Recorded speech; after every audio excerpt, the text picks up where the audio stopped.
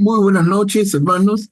Vamos a dar inicio a nuestra reunión de hoy, en la que justamente vamos a iniciar también con el estudio de un nuevo libro del Antiguo Testamento, el libro de Tobías.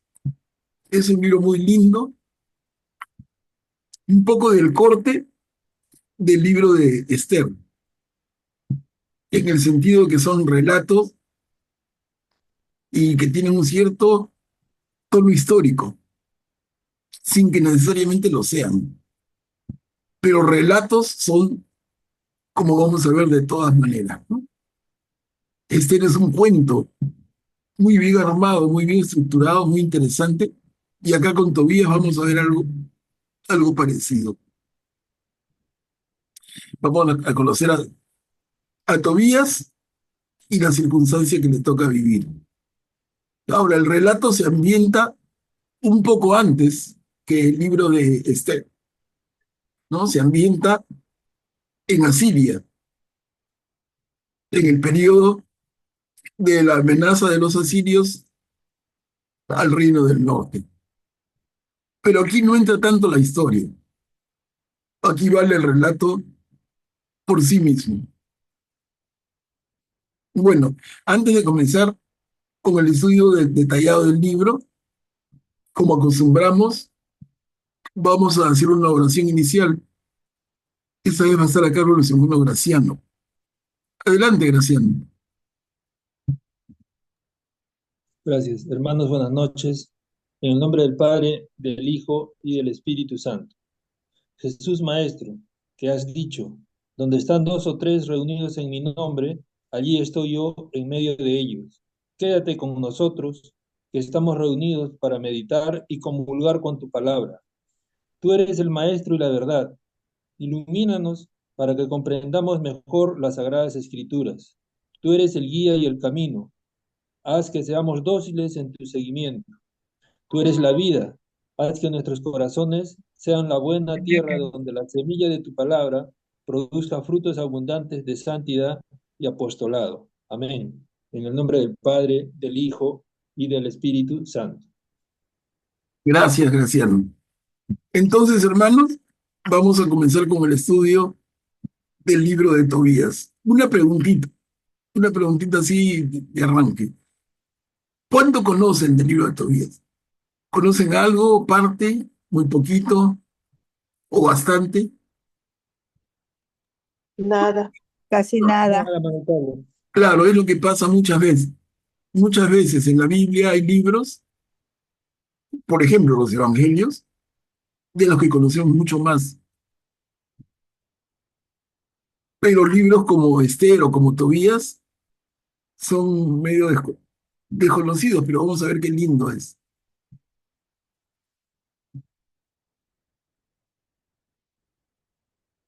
A ver, empecemos. Capítulo 1 de Tobías, versículos 1 y 2, título del libro.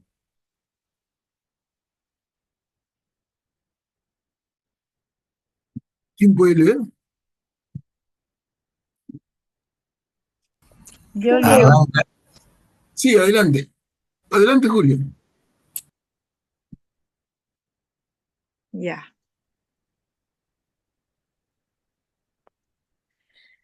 Libro de los Hechos de Tobit, hijo de Tobiel, hijo de Ananiel, hijo de Aduel, hijo de Gabael, hijo de Rafael, hijo de Raguel, de la descendencia de Asiel, de la tribu de Neftalí.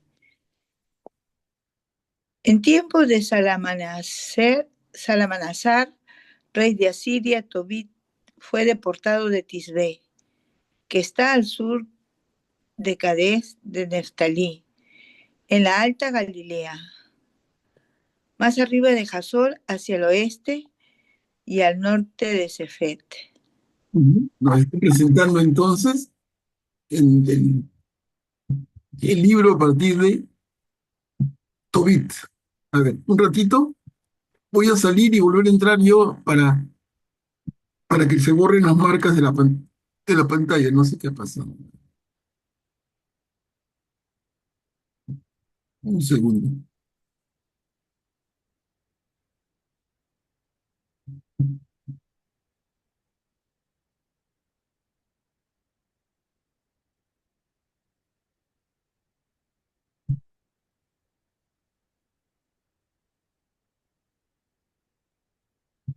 Ahí estamos. Entonces, libro de los Hechos de Tobit.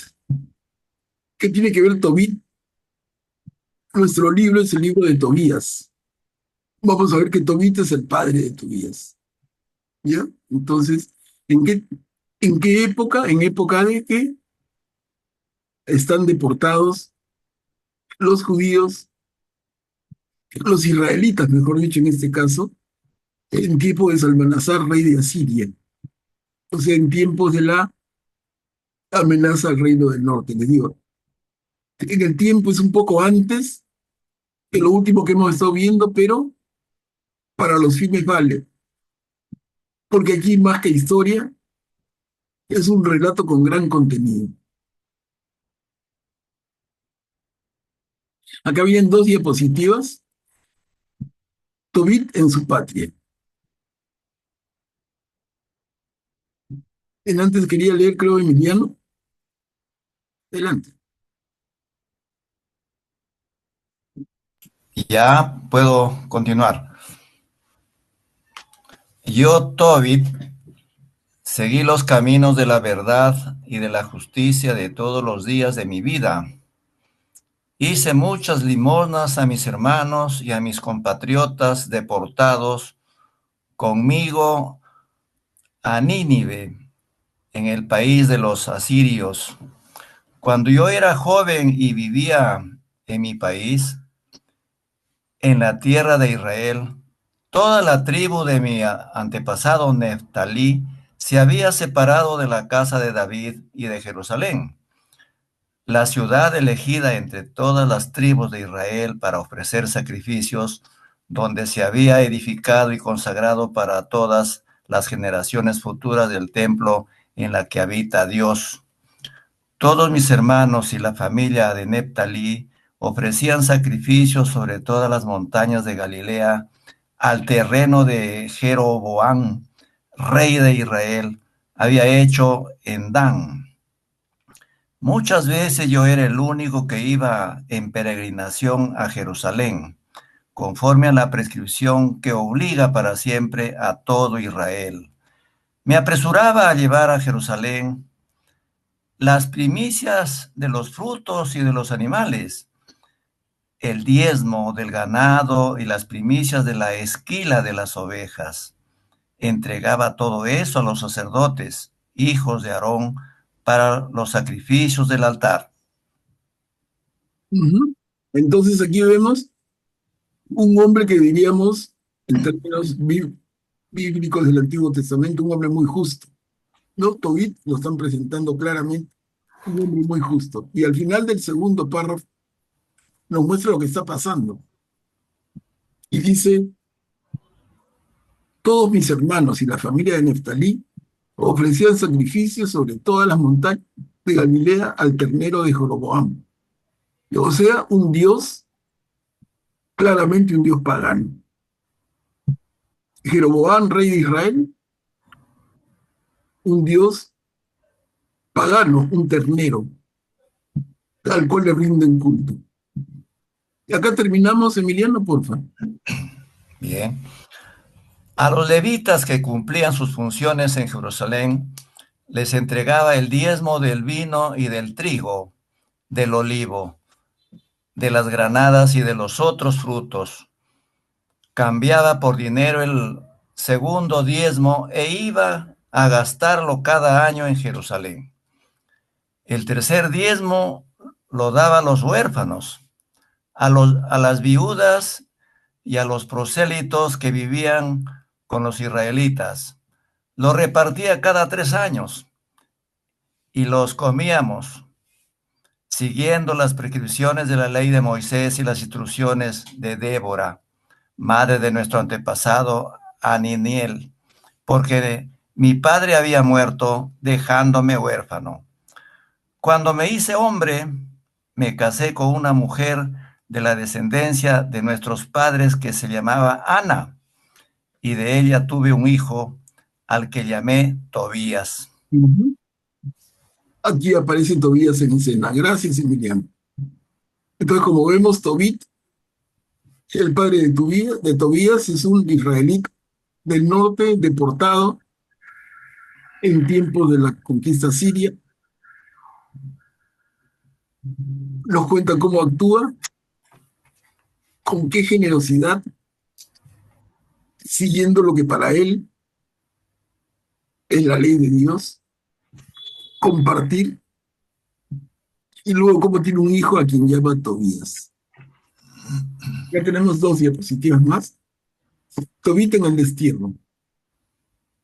¿Quién puede leer?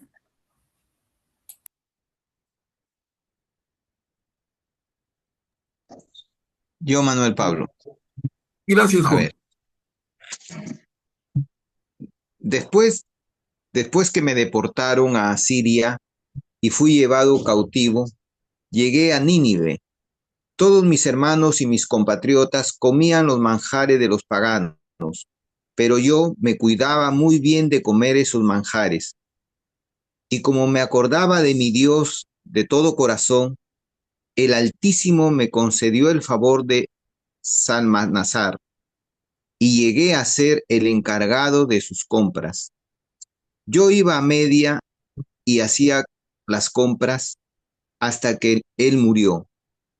En una ocasión dejé en casa de Gabriel, hermano de Gabrí, en el país de los Medos, unas bolsas con 10 talentos de plata.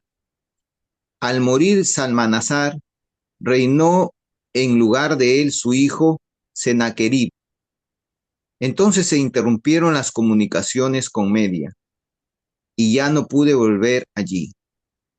En tiempos de Salmanasar, yo hacía muchas limosnas a mis compatriotas, daba mi pan a los hambrientos, vestía a los que estaban desnudos y enterraba a mis compatriotas cuando veía que sus cadáveres eran arrojados por encima de las murallas de Nínive. También enterré a los que mandó matar Senaquerib cuando tuvo que huir de Judea. Después del castigo que le infligió el rey del cielo por todas las blasfemias que había proferido.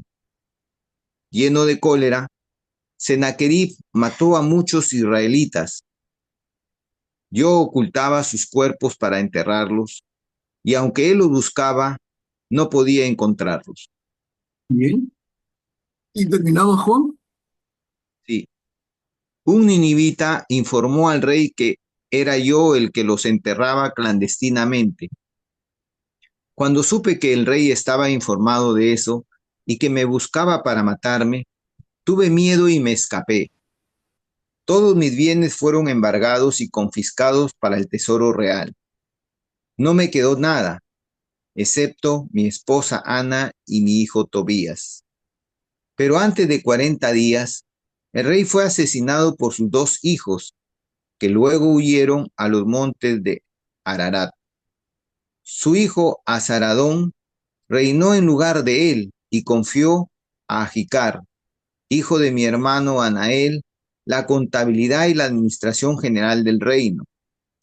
Entonces Ajicar intercedió por mí y pude volver a Nínive. Bajo el reinado de Senaquerib, rey de Asiria, él había sido copero mayor, guardasellos, administrador y contador, y Azarón lo confirmó en esos cargos. Él pertenecía a mi familia, era mi sobrino. Ujú.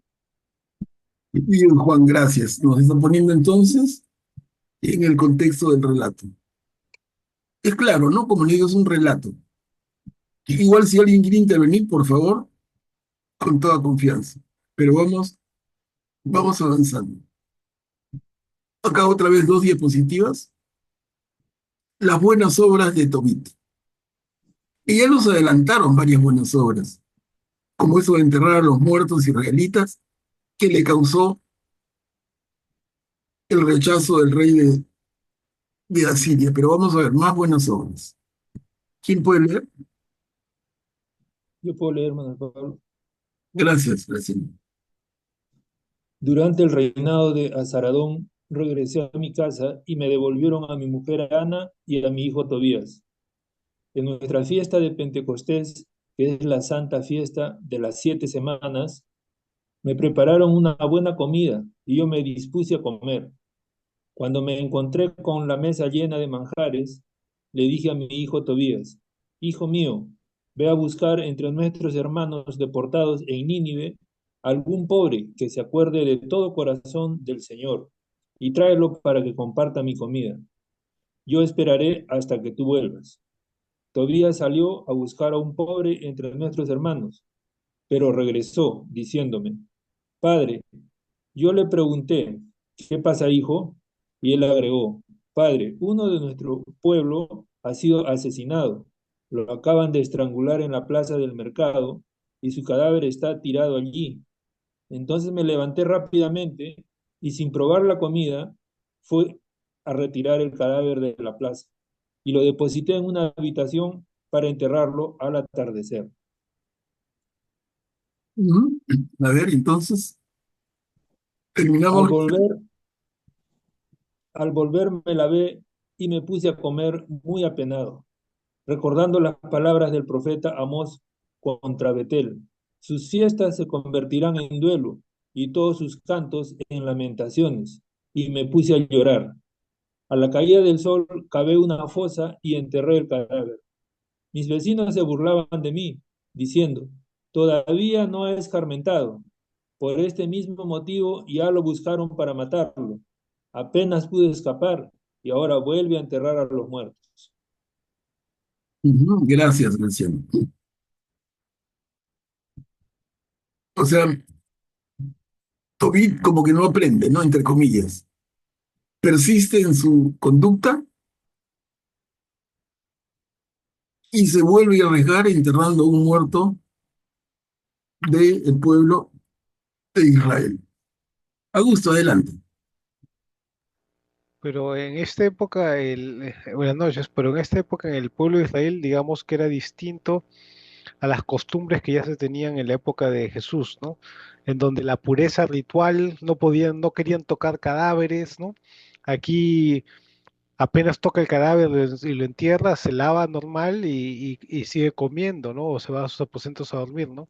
Mientras que en la época de Jesús, digamos que había una versión más fuerte a eso y que tenías que hacer un ritual más complejo. Los saduceos habían complicado, digamos, este sistema, ¿no? Es correcto lo que dices, Augusto, y para todos los hermanos, la explicación es que no estamos en tiempo de los judíos todavía, ¿no? Estamos hablando de un pueblo del reino del norte.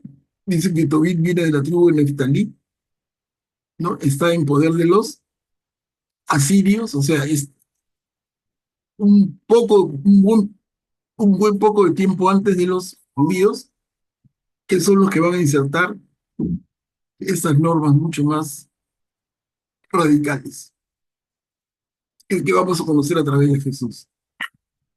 Graciano, adelante.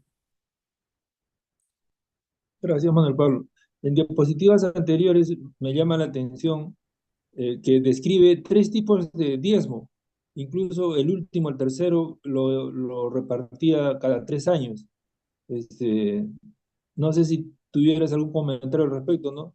No sabía que había tipos de diezmos o que se repartían no todos los años, ¿no? Porque cuando él dice las primicias de las cosechas de frutas, eso implica que es anual el diezmo, ¿no? Una vez al año. Pero al último dice el tercer diezmo que lo daba, creo, cada 3 años, ¿no? Claro, buen punto, bien observado. ¿Y qué nos indica eso sino la generosidad de Tobit? O sea, él va mucho más allá de lo que la ley le exige. Estamos. La ley te exige el diezmo y él da 3 diezmos. Mucho más generoso, va mucho más allá. Yo lo leo por ahí. Ah, ok, gracias. La palabra. Adelante, Miriam. Me llama la atención esta actitud humana de enterrar a los muertos. Claro, no es un mandamiento, pero es una obra de misericordia dentro de la tradición cristiana. Y dice que es un acto de respeto a los muertos y con la esperanza de la resurrección. ¿Es así? En la tradición cristiana, sí. Acá estamos hablando de mucho tiempo antes, ¿no? Estamos hablando de mucho tiempo antes. Estamos hablando del tiempo de Israel, el reino del norte, sometido por los asirios. Más o menos siglo VI, siglo VII antes de Cristo. Pero es correcto. A ver, avanzamos otro poquito. Hasta aquí seguimos en la ambientación del relato. Miren, acá vamos entrando un poco al drama. Termina el capítulo 2 con esas dos diapositivas, la ceguera de Tobit. ¿Quién puede leer?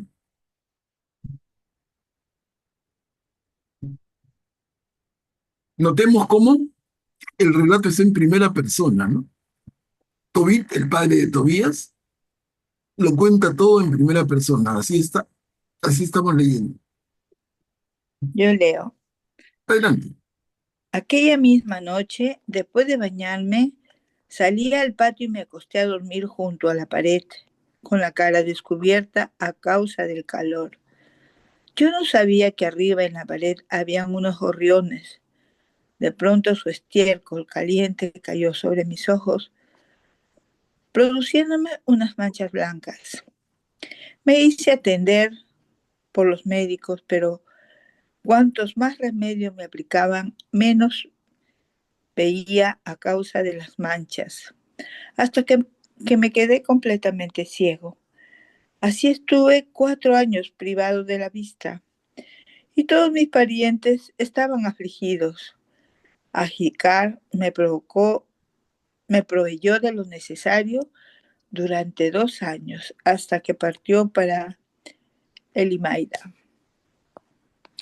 Desde ese momento mi esposa Ana empezó a trabajar en labores femeninas, y la balana enviaba el tejido a sus clientes y recibía el pago correspondiente. Una vez, el 7 del mes de Distros, terminó un tejido y lo entregó a sus clientes. Estos le pagaron lo que le correspondía y además le regalaron un cabrito para comer. Continuamos, Juli. Ya.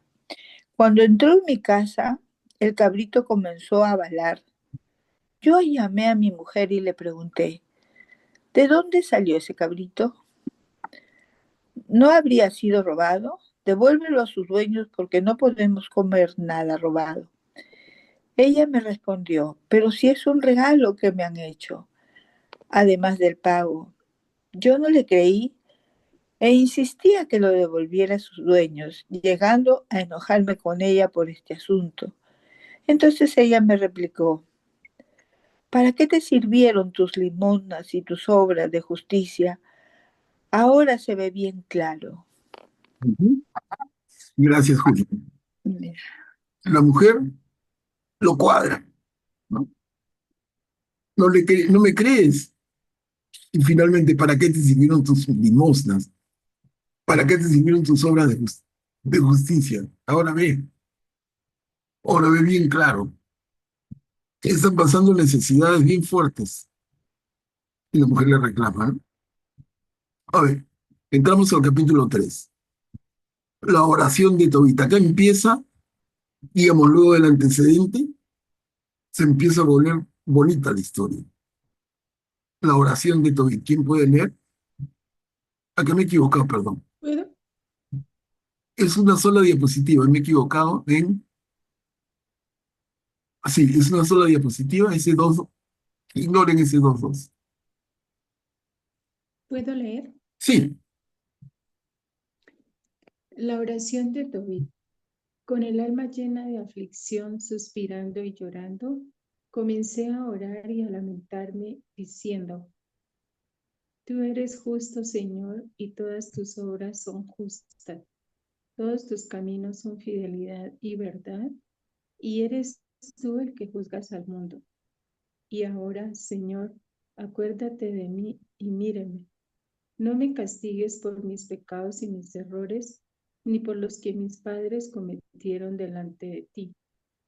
Ellos desoyeron tus mandamientos y tú nos entregaste al saqueo, al cautiverio y a la muerte, exponiéndonos a las burlas, a las habladurías y al escarnio de las naciones donde nos has dispersado. Sí, todos tus juicios son verdaderos cuando me tratas así por mis pecados, ya que no hemos cumplido tus mandamientos ni hemos caminado en la verdad delante de ti. Trátame ahora como mejor te parezca. Retírame el aliento de vida para que yo desaparezca de la tierra y quede reducido a polvo. Más me vale morir que vivir, porque he escuchado reproches injustos y estoy agobiado por la tristeza. Líbrame, Señor, de tanta opresión. Déjame partir hacia la morada eterna y no apartes de mí tu rostro, Señor. Es preferible para mí la muerte antes que ver tanta opresión en mi vida y seguir escuchando insultos. Gracias, Marisol. Esas palabras de Tobit un poquito nos podrían sonar como conocidas, ¿no? No sé si alguien me dice a qué les hace recordar Job. a Job, ¿no? Claro, un poco a Job, ¿no? Cuando dice más me vale morir que vivir, porque he escuchado reproches injustos. Después líbrame, Señor, de tanta opresión. Déjame partir hacia la morada eterna y no apartes de mí tu rostro. Señor, es para mí preferible la muerte antes que tanta opresión en mi vida y seguir escuchando insultos. Claro, un poco el argumento de Job. Adelante, Graciano. Gracias, Manuel Pablo. De todas maneras, me parece algo exagerado, ¿no? Solo por el reproche de la esposa, y él ya está pidiendo que Dios se lo lleve. Este, Tal vez estaba en una gran depresión el hombre, ¿no? Por una represión nada más de la esposa, ya estaba totalmente desanimado, ¿no? No sé si me equivoco. No, pero no es solamente la represión de la Está esposa. ciego. Está ciego y está pasando la de Caín. La situación en la que vive es durísima. Ciego, pasando hambre, pasando muchas necesidades. Dice, ¿para qué estoy? Todavía insultado. Él dice, ¿para qué estoy? Prefiero la muerte. Juliana, adelante. Eh, No, solamente comentar que bastante de este texto me hace recordar varios pasajes de muchos salmos. No sé si estoy... Mm. Sí, también, claro. Tiene de Salmos y tiene de Job. Augusto, adelante. Aquí también hay una idea que se tenía en ese entonces en el pueblo de Israel de, del mal que se sufría también era por los pecados, lo que se llama pecados generacionales, ¿no? Que el mal que hicieron los padres se transmitía, digamos, a los hijos, ¿no? Y el castigo por los pecados de los padres los podrían sufrir los descendientes, ¿no? Y esta idea se plasma aquí en el texto, ¿no? Cuando dice, ¿dónde estaba? En la segunda, sí, segundo párrafo, segunda línea. Sí, sí, sí. Nos dice que también era por el pecado de los padres, ¿no? O sea Sí, que esa idea después ya, como la revelación se va profundizando y ya en el tiempo, y ya Jesús nos aclara más que esto no es así, ¿no? claro, es correcto, pero a Jesús mismo, sus discípulos le preguntan cuando ve a ese ciego y le dice, ¿por qué es ciego? ¿Pecó él o pecaron sus padres? Imagínense, acá estamos siglos antes de Jesús. Esa idea ya está instalada. Lo que uno sufre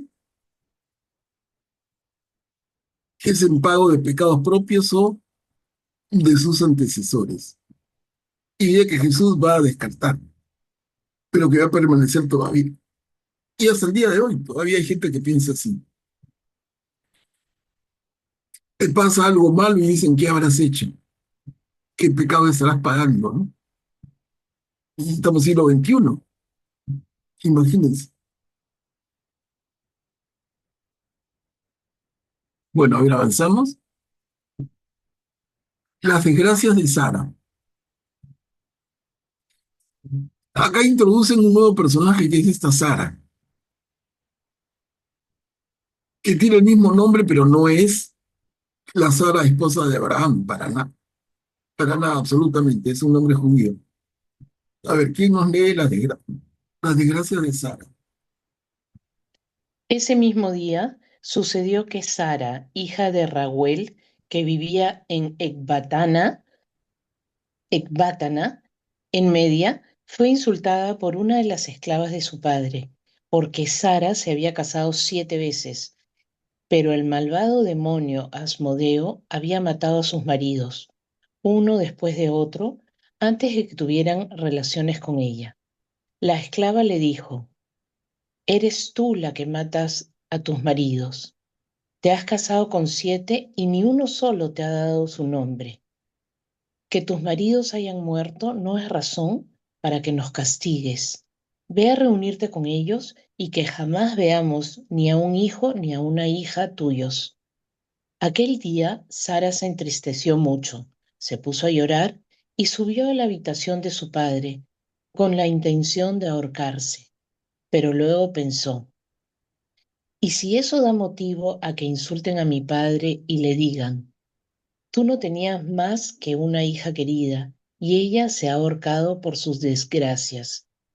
No quiero que por culpa mía mi anciano padre baje a la tumba lleno de tristeza. Mejor será que no me ahorque, sino que pida al Señor que me haga morir. Así no oiré más insultos en mi vida. Gracias, Mario. Miren, hermanos, entonces, por un lado, hay un relato paralelo, el de Tobit, que dice, ¿por qué? Le dice al Señor, por qué no muero de una vez? Y aquí se abre una línea paralela con esta mujer, joven, Sara, viuda 7 veces, pero viuda sin haber consumado con ninguno de sus maridos. Entonces, en plan, ¿qué pasa? ¿Está maldita? Le pediría al Señor que me haga morir. Miren, a ver.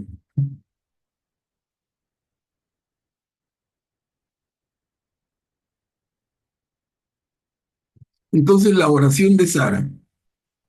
¿Quién puede leer? Yo puedo leer. Buenas noches, Marito. Sí. La oración de Sara. Entonces, extendiendo los brazos hacia la ventana, Sara oró de este modo: Bendito sea Dios, seas Dios misericordioso, y bendito sea tu nombre para siempre. Que todas tus obras te bendigan eternamente. Ahora yo elevo mi rostro y mis ojos hacia ti. Líbrame de esta tierra para que oigan más insultos. Tú sabes, Señor, que yo he permanecido pura, porque ningún hombre me ha tocado. No he manchado mi nombre ni el nombre de mi padre en el país de mi destierro. Soy la única hija de mi padre. Él no tiene otro hijo que sea su heredero, ni tiene hermanos ni pariente cercano, a quien darme como esposa. Ya he perdido 7 maridos, por lo que debo vivir todavía. No, ¿por qué Si no debo vivir quieres hacer- todavía? ¿Por qué debo vivir todavía? Sí, perdón. Si no quieres hacer morir, Señor, mírame y compadécete de mí para que no tenga que oír más insultos. Ujú. Gracias, Ceci. No hay de qué. A ver, el ángel Rafael.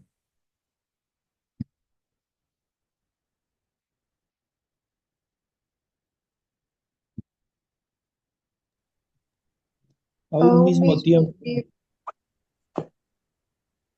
a un mismo tiempo fueron acogidas favorablemente ante la gloria de Dios las plegarias de Tobit y de Sara, y fue enviado Rafael para curar a los dos, para quitar las manchas blancas de los ojos de Tobit, a fin de que viera con ellos la luz de Dios, y para dar a Sara, hija de Raguel, como esposa de Tobías, hijo de Tobit, librándola del malvado demonio Asmodeo, porque Tobías tenía derecho a ser su esposo antes que todos los demás pretendientes. En aquel mismo momento, Tobit volvía de patio al interior de su casa y Sara, hija de Raguel, bajaba de la habitación alta. Entonces, gracias, Juliana. Vemos cómo entonces esas dos líneas paralelas se entrecruzan, ¿no? Por un lado Tobit, por otro lado Sara, y cómo aquí van a entrecruzarse las líneas y hay un actor fundamental que iba a intervenir, que nos lo presentan como el ángel Rafael, enviado por Dios para curar a los dos. Vamos a ver esto. Perdón, estoy yendo al revés, para acá. Opción de Tobit, desgracia de Sara. Acá, a ver, capítulo 4. Van a ser 3 diapositivas. Consejos de Tobit a su hijo. Aquel día, Tobit se acordó del dinero que había dejado en depósito a Gabael, en Ragués de Media, y pensó, ya que he pedido la muerte, haría bien en llamar a mi hijo Tobías para hablarle de ese dinero antes de morir. Entonces llamó a su hijo Tobías y cuando éste se presentó le dijo, entiérrame dignamente, honra a tu madre y no la abandones ningún día de su vida. Trata de complacerla y no la entristezcas. Acuérdate, hijo mío, de todos los peligros a que estuvo expuesta por tu causa mientras te llevaba en su seno, y cuando muera entiérrala junto a mí en la misma tumba. Acuérdate, acuérdate del Señor todos los días de tu vida, hijo mío, y no peques deliberadamente ni quebrantes sus mandamientos. Realiza obras de justicia todos los días de tu vida y no sigas los caminos de la injusticia, porque si vives conforme a la verdad, te irá bien en todas tus obras como a todos los que practican la justicia. Da la limosna de tus bienes y no lo hagas de mala gana. No apartes tu rostro del pobre y el Señor no apartará su rostro de ti. Da limosna según la medida de tus posibilidades. Si tienes poco, no temas dar de lo poco que tienes. Así acumularás un buen tesoro para el día de la necesidad. Acá continuamos. Ya. Porque la limosna libra de la muerte e impide caer en las tinieblas. La limosna es para todos los que la hacen una ofrenda valiosa a los ojos del Altísimo. Cuídate, hijo mío, de toda unión ilegítima y sobre todo elige a una mujer del linaje de tus padres. No tomes por esposa a una extranjera que no pertenezca a la tribu de tu padre, porque nosotros somos hijos de profetas. Acuérdate, hijo mío, de Noé, de Abraham, de Isaac y de Jacob, nuestros antiguos padres. Ellos eligieron sus esposas entre las mujeres de sus parientes. Por eso fueron bendecidos en sus hijos y su descendencia poseerá la tierra en herencia. Por lo tanto, hijo mío, prefiere a tus hermanos, No te muestres orgulloso con los hijos y las hijas de tu pueblo, rehusando tomar una esposa entre ellos, porque el orgullo acarrea la ruina y un gran desorden, y la ociosidad lleva a la decadencia y a la miseria. Ella es, en efecto, madre de la penuria. No retengas hasta el día siguiente el salario de un trabajador, retribúyele inmediatamente y si sirves a Dios, Él te lo retribuirá. Hijo mío, vigila todas tus acciones y muéstrate siempre educado. Miren qué lindo consejo de Tobit a su hijo, ¿no? Bello. Y terminamos, Julia, con este poquito. Ya. No hagas a nadie lo que no te agrada a ti. No bebas hasta embriagarte y que la embriaguez no te acompañe en el camino.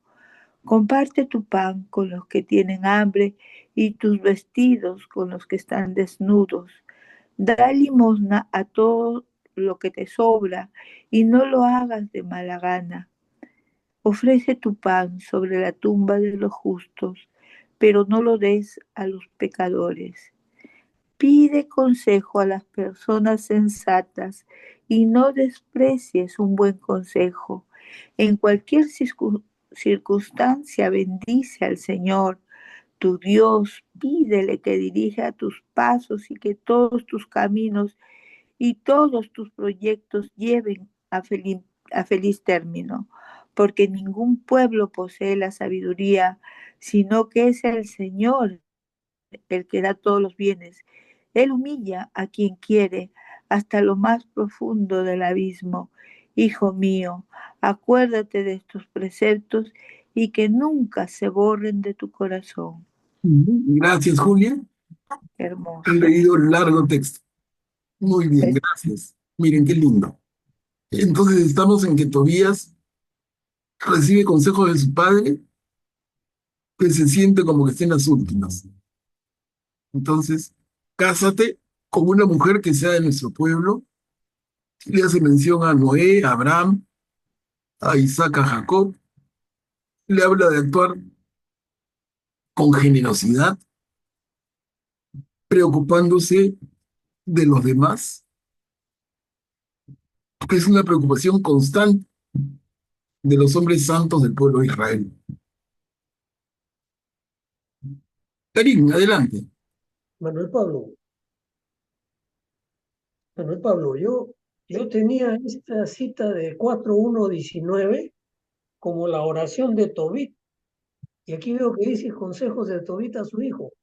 ¿Podrías ponerla? No, pero no, eso es, todos nos vamos a marear, pero son los consejos que le da Tobit a su hijo. Luego lo puedo revisar. No ¿Es pasa lo nada. mismo de la oración es lo mismo de la oración de Tobit? No pasa nada.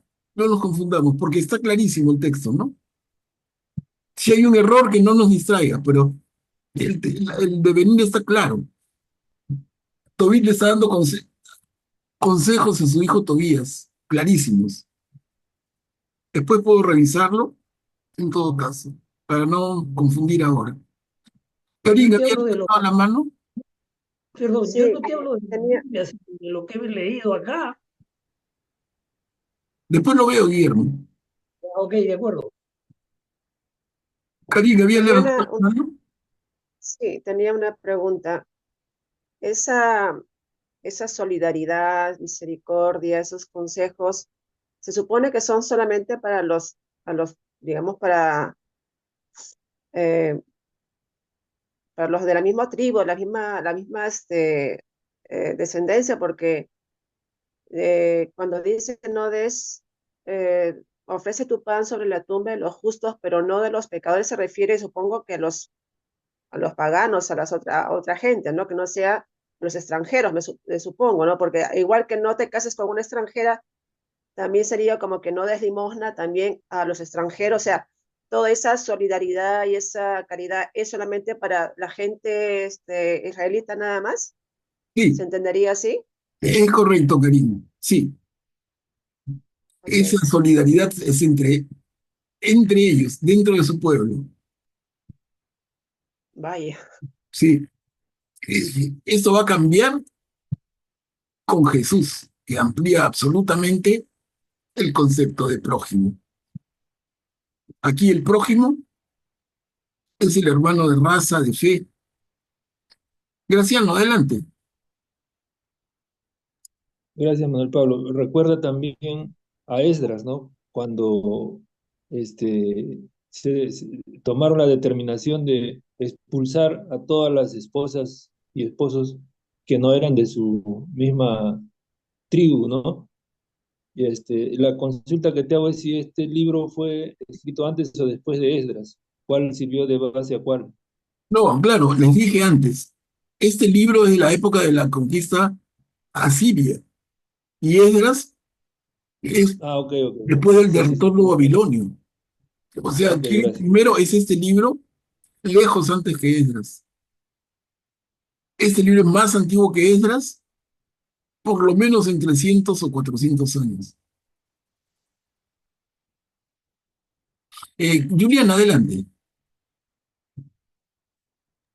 Estaba pensando en la observación que hizo la hermana, que está muy, muy acertada y es un tema que, que ha perseguido al pueblo judío, a los judíos, desde que, desde que fue un pueblo, ¿no? Es esa actitud tan cerrada, tan argollera de solo para nosotros y entre nosotros. Y esa cerrazón, por un lado, los convirtió económicamente muy fuertes, ¿no?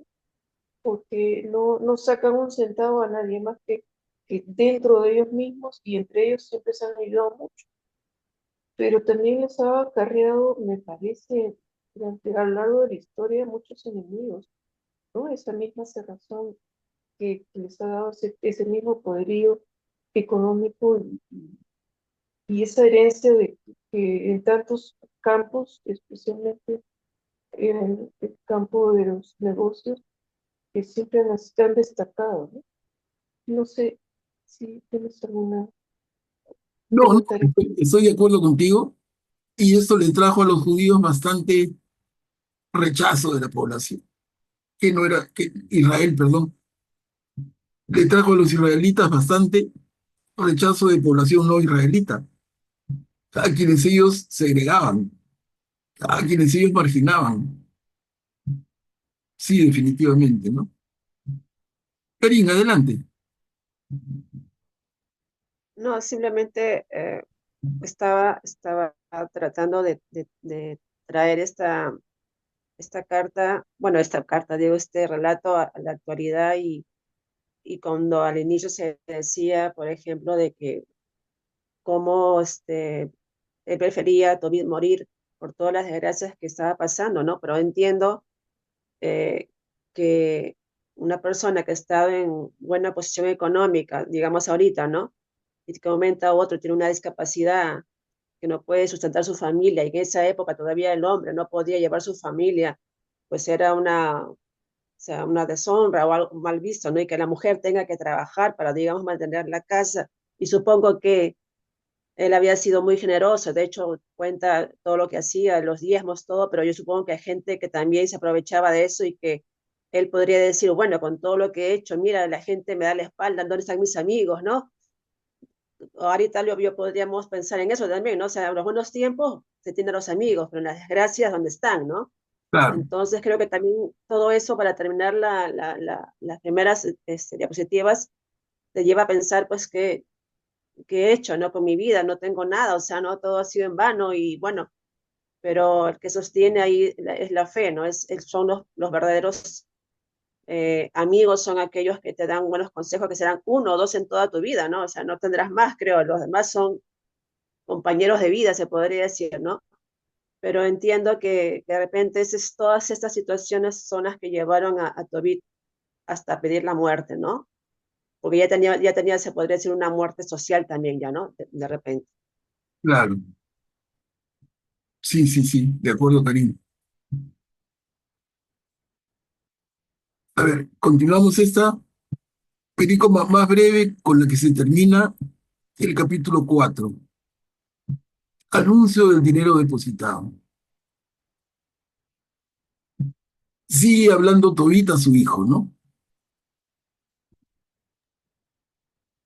Y ahora quiero hacerte saber que yo dejé en depósito a Gabael, hijo de Gabri, en Ragués de Media, 10 talentos de plata. No te preocupes de que nos hayamos empobrecido. Tú tienes una riqueza muy grande si temes a Dios, si evitas cualquier pecado y si haces lo que le agrada al Señor, tu Dios. Miren, en estos consejos, gracias, Graciano, en estas palabras del padre a su hijo, ¿cuánto le transmite? Y esto último es hermoso. Tú tienes una riqueza muy grande si temes a Dios, si evitas cualquier pecado y si haces lo que le agrada al Señor tu Dios. Miren, esas palabras llenas de sabiduría. ¿Y qué edad tendría todavía más o menos? ¿Era adolescente? ¿Era joven? No, ¿Adulto? adolescente no, ya estaba en edad casadera, ¿no? Que podría tener, pues, Pero ahí se casaban a los 12, 14 años también. podría tener unos 18, 17, pero difícil de especular. Pero por ahí podía ser. Podía ser menos también, ¿no? Podía ser menos. Pero no mayor. Entonces le da el encargo de que hay un dinero, 10 talentos de plata, que él debe buscar. Él debe ir a buscar y que le va a servir para iniciar la formación de su hogar. ¿Qué me ha pasado? Uy, hermanos, acá tengo un error fuerte.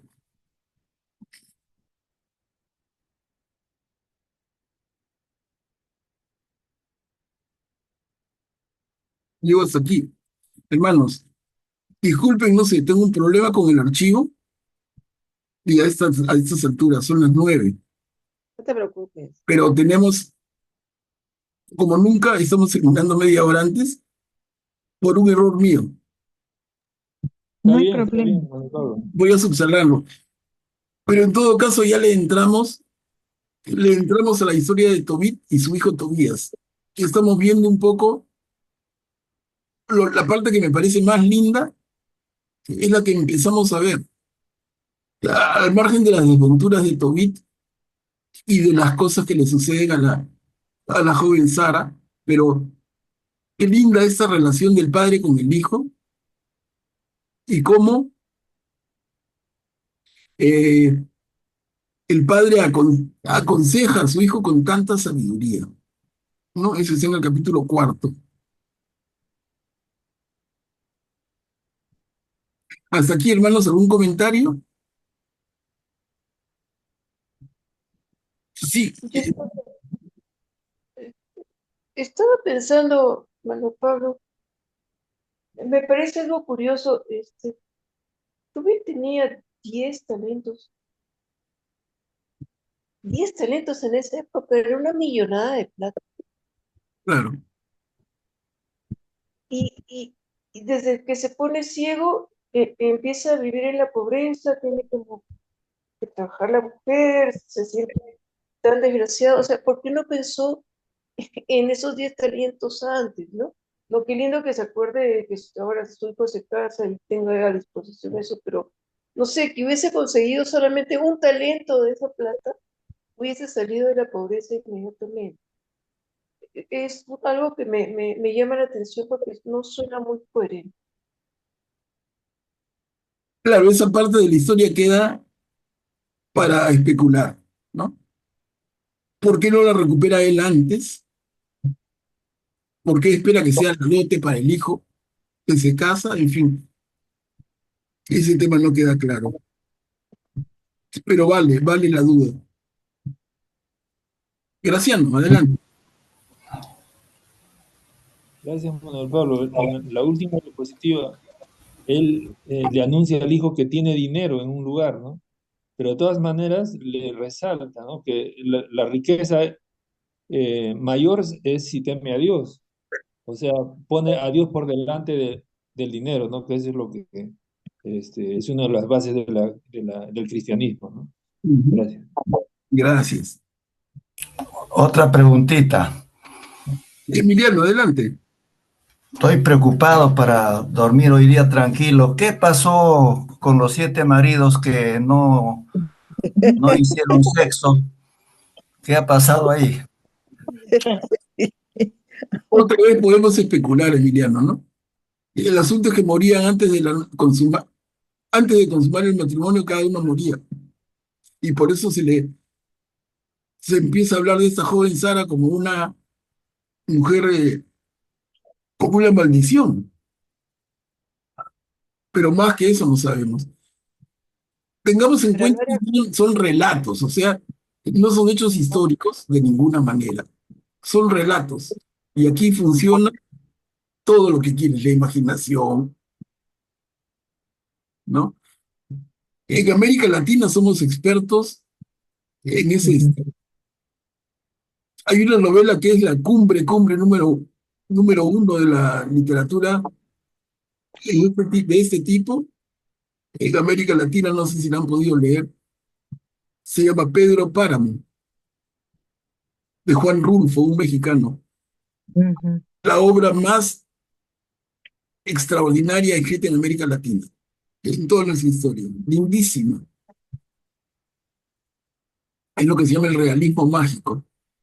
Y resulta que Pedro Páramo va a buscar a su padre cuando su madre muere, va a buscar a su padre, al que nunca había conocido, por encargo de su madre. Y la novela te lleva de arriba abajo, derecha, izquierda, y cuando al final de la novela resulta que todas las personas con las que Pedro Páramo se relaciona en la ciudad de Kumala, donde vivía su padre, estaban muertos. O sea, la literatura es absolutamente plástica. Tú haces lo que quieras, como un artista que va a plasmar su obra en un lienzo. ¿No? Tú con las palabras haces lo que quieres. Entonces, es un relato. Claro, en Pedro Páramo es un extremo, como García Márquez, nuestro querido Gabo y sus 100 años de soledad. Maravilloso. Ese es extremo, ¿no? Pero también de esto hay en la Biblia. Ese relato de Sara, que tiene 7, se casa con 7 y los 7 mueren antes de consumar el matrimonio. Es un poco eso, ¿no? Claro, anticipado, muy anticipado. Graciano, adelante. Gracias, Manuel Pablo. Además, la cantidad de 7, ya sabemos que en la religión de Israel antiguo tiene también un significado de completar todo, de lo que es todo completo, ¿no? Y a mí me parece que tiene cierta relación con que Sara después termina casándose con Tobías. Y en el mismo texto dice que eso era lo justo y que para eso estuvieron destinados, ¿no? Entonces, al decir 7, dan a entender que ya se hizo todo lo que era posible humanamente, pero al final ella tenía que casarse con Tobías. Claro, es una forma muy correcta de leer esto. Ujú. Bueno, hermanos, entonces miren, disculpen el problema que he tenido. Vamos a terminar el día de hoy más temprano y continuamos el próximo jueves en el capítulo 5 del libro de Tobías, que tiene 14 en total.